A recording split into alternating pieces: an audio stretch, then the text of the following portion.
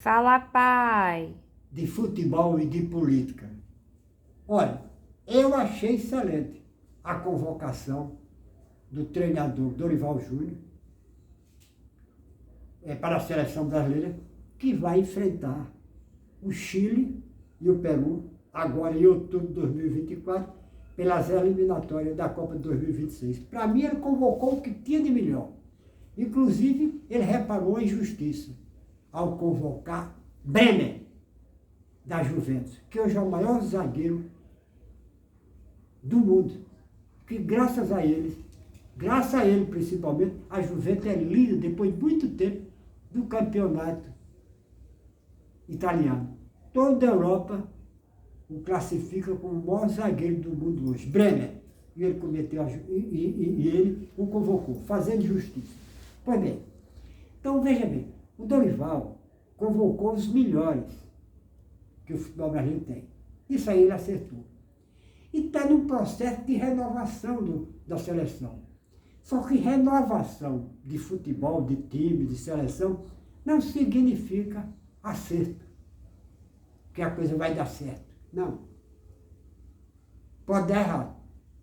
Agora, tem umas coisas, ele está fazendo a renovação, ele convocou o certo e está fazendo a renovação, correto? Não significa que vai dar certo a renovação. Agora, tem umas coisas nas quais Dorival erra. Ele acertou na convocação e está acertando na renovação. Mas tem algumas coisas nas quais ele erra. Principal, por exemplo, a seleção brasileira até hoje não tem um time base.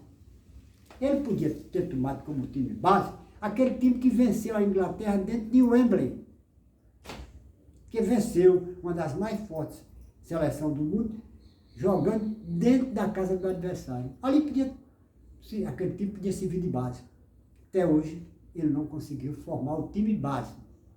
E como a seleção brasileira joga pouco, pode ter um time base, um time que vai jogar na maioria das vezes. É diferente de um time que disputa um campeonato brasileiro.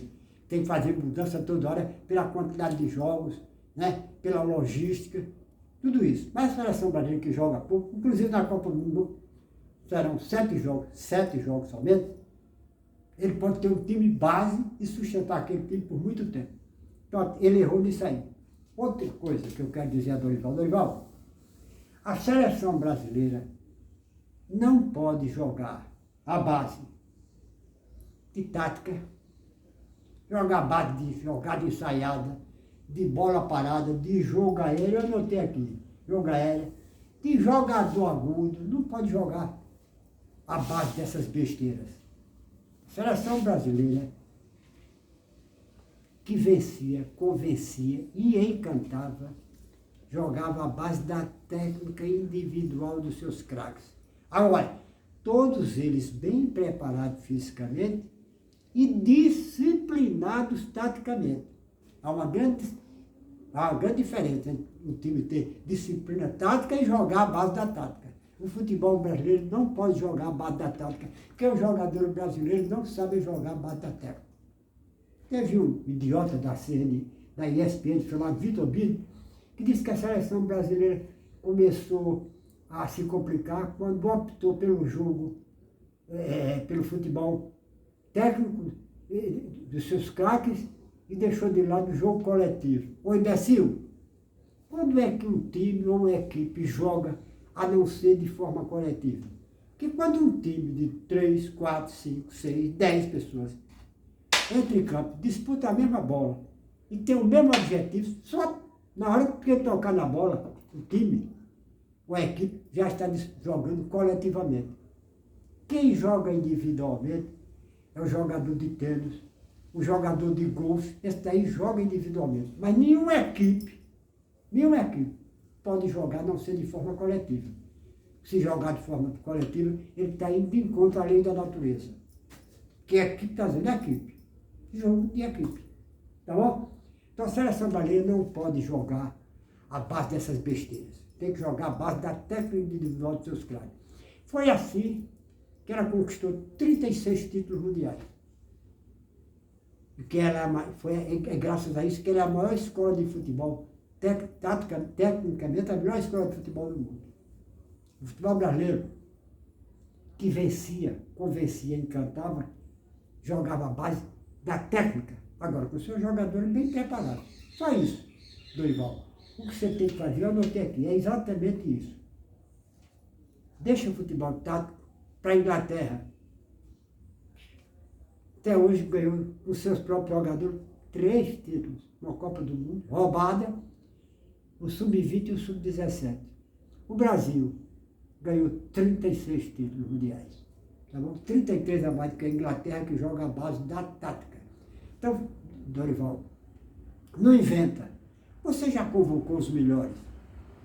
Está no processo de renovação. Então faz como o Zagallo. Escala os 11 melhores e tchau. E deixa que o craque jogue. Outra coisa. Eu ouvi um cidadão dizer, um cidadão não, um idiota da ESPN dizer o seguinte, que a seleção está precisando de um 10. Um 10. Quando ele diz isso, ele quer dizer que a seleção brasileira está precisando de um jogador de criação. Um jogador no meio de campo. Você tem 2. Jogador que crie, que dê ritmo ao time, que determine o ritmo do jogo. Quando ele diz isso, ele quer dizer que quem faz isso só é o camisa 10. Que o camisa 10 é que é o armador. E erra redondamente. Os maiores camisa 10 do mundo, tá bom, você teve camisa 10. Nós tivemos camisa 10 com o Rivelino, o Neto, Autêntico, jogava pela esquerda, Gerson. E hoje você tem Ganso, que é inimigo do treinador, e você tem Everton Ribeiro. São os 2 10 que você tem, assim, 2 10 não, os 2 armadores pela esquerda. Você não pode confundir camisa 10 com armador, com meio de criação. Meio de criação é aquele cara que inventa, que cria, que dá ritmo ao jogo, não é? Que encontra espaço para meter a bola para o atacante, que inventa o espaço, que dá ritmo ao jogo, que dá cadência, que diz que faz o time jogar. É o meio de armação. Isso significa que seja o 10. Aqui um exemplo. Pelé era 10. Pelé era 10. O maior 10 do mundo era Pelé. Era o segundo atacante. Era meia ponta de lança. O armador do time de Pelé era o camisa 8. Sabe o que era? Mengalvio. O maior time do Flamengo, da história do Flamengo, o 10 era Zico. Era meia ponta de lança. O armador era Dílio, camisa 8. Um dos maiores times da história do Real Madrid, a esquadra merengue, primeiro campeão do mundo, o 10 era o meia ponta de lança. O húngaro Puskás. O armador era, sabe quem? Del Sol, camisa 8. Você quer ver? Pronto. Pronto. A seleção brasileira, a maior seleção, o maior time da história do futebol mundial. O 10 era Pelé. Era Pelé. O armador, sabe quem era o armador? Aí é que era confusão. O armador era Rivelino, jogando com a camisa 11. Tá vendo você? Não tem nada a ver camisa 10 com meia de armação. Camisa 10 é meia ponta de lança. Pode ser o meia ponta de lança. Camisa 10 pode ser o meia armador. Como o 8 pode ser o meia ponta de lança e pode ser o meia armador.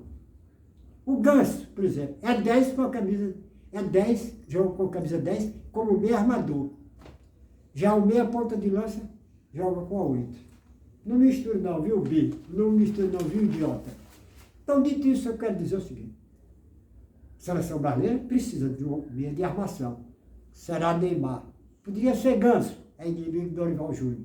Ou então Everton Ribeiro, sabe por quê? São 7 jogos só da Copa do Mundo. Um homem como Ganso, como Everton Ribeiro, Neymar, pode desequilibrar o jogo. Parece que Rafinha está treinando no Barcelona nessa posição. Vamos ver se dá certo agora. Não é? Então, seleção brasileira foi muito... Quanto tempo tem, Maralice? Já vai acabar. A seleção brasileira foi muito bem convocada. Eu torço, sou brasileiro, torço para que Dorival acerte e a gente conquiste o 6º título mundial. Tá bom? Meu desejo é esse.